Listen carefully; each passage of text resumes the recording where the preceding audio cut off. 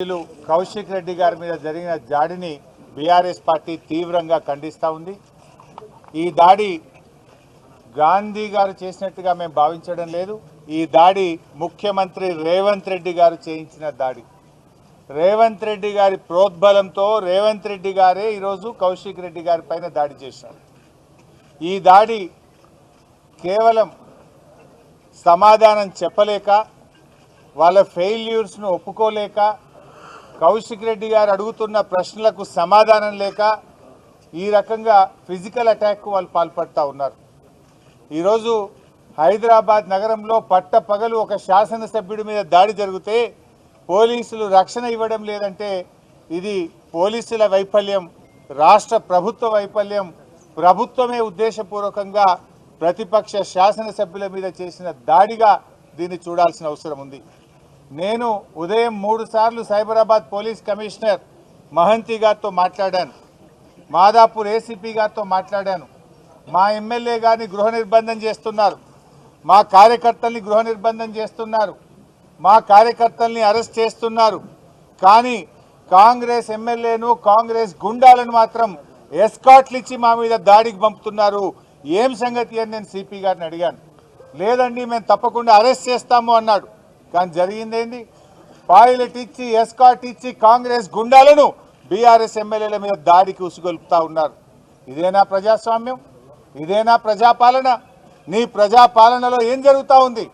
మొన్న సిద్దిపేటలో నా క్యాంప్ ఆఫీస్ మీద దాడి చేసే ప్రయత్నం చేసినారు. మొన్న కమలాకర్ అన్న, సవితక్క, నేను, జగదీష్ రెడ్డి గారు ఖమ్మంలో కారులో ప్రయాణిస్తుంటే వరద బాధితులకు సాయం చేయడానికి వెళ్తే, కష్టాల్లో ఉన్న ప్రజల్ని ఆదుకోవడానికి, పరామర్శించడానికి ప్రతిపక్ష శాసనసభ్యులు వెళ్తే మా మీద ఖమ్మంలో దాడి చేశారు. మా కార్లను రాళ్లతో దాడి చేశారు. పోలీస్ స్టేషన్లో ఫిర్యాదు చేస్తే 10 రోజులైనా ఇప్పటిదాకా ఎఫ్ఐఆర్ ఇష్యూ కాలేదు, గుండాలను అరెస్టు చేయలేదు. ఇవాళ మళ్ళీ మా శాసనసభ్యుడు కౌశిక్ రెడ్డి గారు ప్రజాస్వామ్యం గురించి మాట్లాడినాడు. హైకోర్టు మొట్టికాయలు వేసింది, రాజీనామా చేయండి అని అడిగినాడు. మీరు కండువా కప్పుకున్నది మీరు. ట్విట్టర్లో కాంగ్రెస్లో చేరాను అని ట్విట్టర్లో పెట్టింది గాంధీ గారు.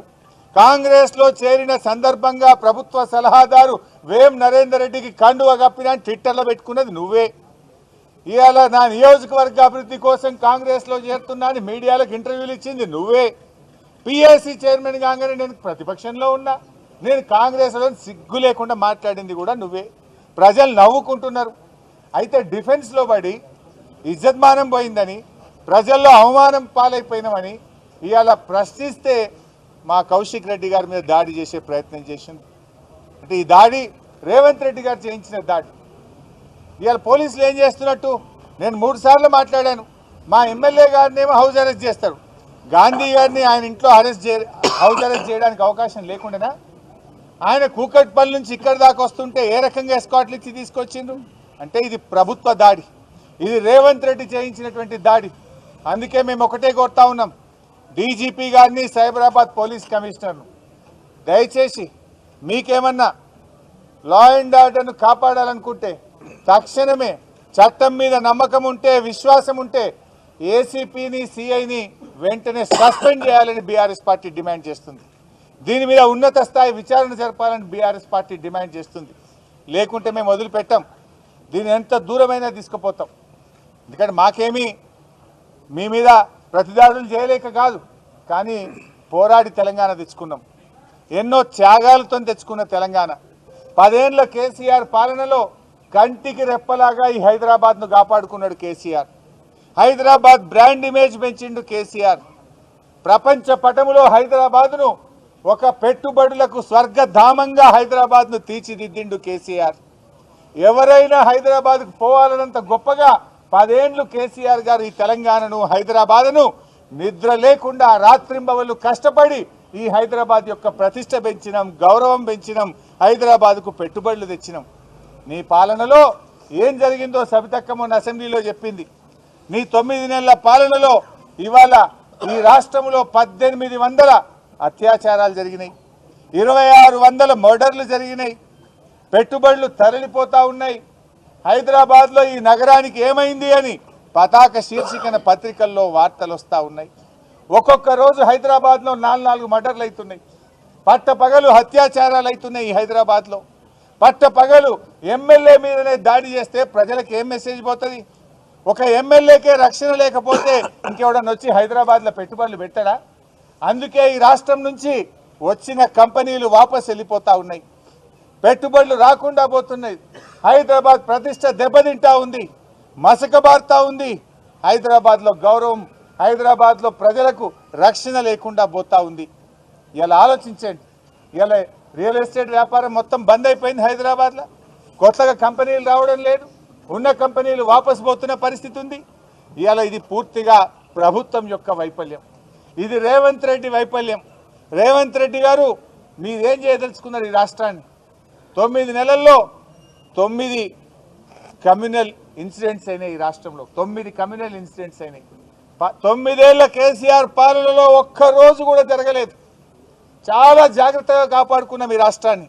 మేము దాడి చేయలేకనా? ఈ రాష్ట్రం, ఈ ప్రజలు మాకు బాధ్యత ఉన్నది.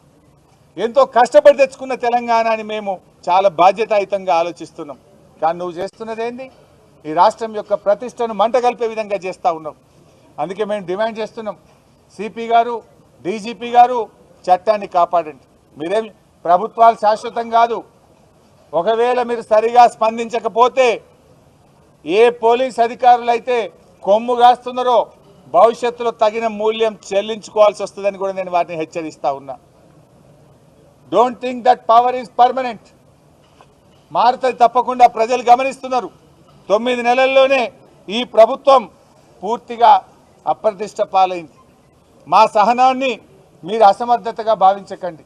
మా సహనం వెనుక తెలంగాణ ప్రజలు, ఈ రాష్ట్రం, హైదరాబాద్ అనే ఒక గొప్ప బాధ్యత మా మీద ఉన్నది. ఆ బాధ్యతతో మేము ప్రవర్తిస్తూ ఉన్నాం, ఆ బాధ్యతతో మేము వ్యవహరిస్తూ ఉన్నాం.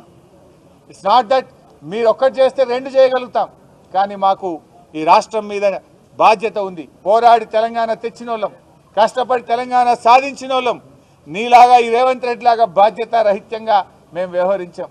ఆనాడు రాష్ట్రం కోసం కూడా ఈ రేవంత్ రెడ్డి అన్నాడు పోరాడలే. ఆయనకు తెలంగాణ రాష్ట్రమే గిట్టది మనిషి, ఎందుకంటే ఆయనకు ఈ రాష్ట్రం మీద అంత బాధ్యత లేని మనిషి. ఇలా మేమేమో బాధ్యతతో వ్యవహరించేటువంటి వాళ్ళం కనుక చాలా బాధ్యతాయుతంగా మేము మాట్లాడుతూ ఉన్నాం. ఇలా గాంధీ గారు మాట్లాడిన భాష చూసి సభ్య సమాజం తలదించుకుంటుంది. అది ఒక శాసనసభ్యుడు మాట్లాడాల్సిన భాషనా? నేను అడుగుతా ఉన్నా. స్పీకర్ గారు కూడా స్పందించాలి. శాసనసభ్యుల హక్కులను కాపాడాల్సిన బాధ్యత స్పీకర్ది.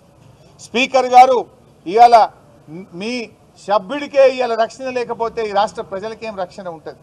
స్పీకర్ గారు స్పందించాల్సిందే. సుమోటో విచారణ చేపట్టి సంబంధిత పోలీసులను తక్షణమే చర్యలు తీసుకోవాల్సిందిగా నేను శాసన సభాపతిని కూడా ఈ సందర్భంగా కోరుతా ఉన్నా. మేమందరం కూడా ఇప్పుడు ఇక్కడ నుంచి సిపి సైబరాబాద్ దగ్గరికి వెళ్తా ఉన్నాం. ఇలా ఏ గుండాలైతే మా కౌశిక్ రెడ్డి గారి ఇంటి మీద దాడి చేసిండ్రో, హత్యాయత్న ప్రయత్నం చేసిండ్రో, వాళ్ళందరినీ కూడా 307 కింద ఎఫ్ఐఆర్ ఇష్యూ చేసి అరెస్ట్ చేసి జైలుకు పంపేదాకా కూడా బీఆర్ఎస్ పార్టీ ఊరుకోదు.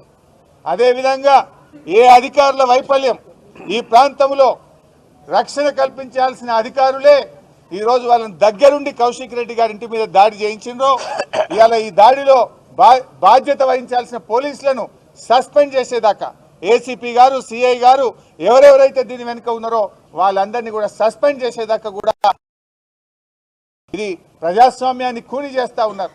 మాటల్లో ప్రజాపాలన. రాహుల్ గాంధీ గారి చేతుల్లో ఆయన ఎంతసేపు రాజ్యాంగాన్ని పట్టుకొని తిరుగుతున్నాడు. ఏం రాహుల్ గాంధీ గారు, రాజ్యాంగం అంటే, రాజ్యాంగ పరిరక్షణ అంటే ఇదేనా? ప్రతిపక్ష ఎమ్మెల్యేల గొంతు నొక్కుడు, వరద బాధితుల్ని పరామర్శించడానికి వెళ్ళిన ఎమ్మెల్యేల మీద దాడి చేసుడు, రాజీనామా చేయండి కోర్టు మొట్టికాయలు వేసిందని అడిగిన కౌశిక్ రెడ్డి ఇంటి మీద పట్టపగలు నడి హైదరాబాద్లో దాడి చేయడము, ఎమ్మెల్యేల క్యాంప్ ఆఫీసుల మీద దాడి చేయడము, ప్రశ్నించిన జర్నలిస్టుల మీద దాడి చేయడము, సోషల్ మీడియాలో పోస్టులు పెడితే అక్రమ కేసులు చేయడము, ఇదా ప్రజాస్వామ్యం?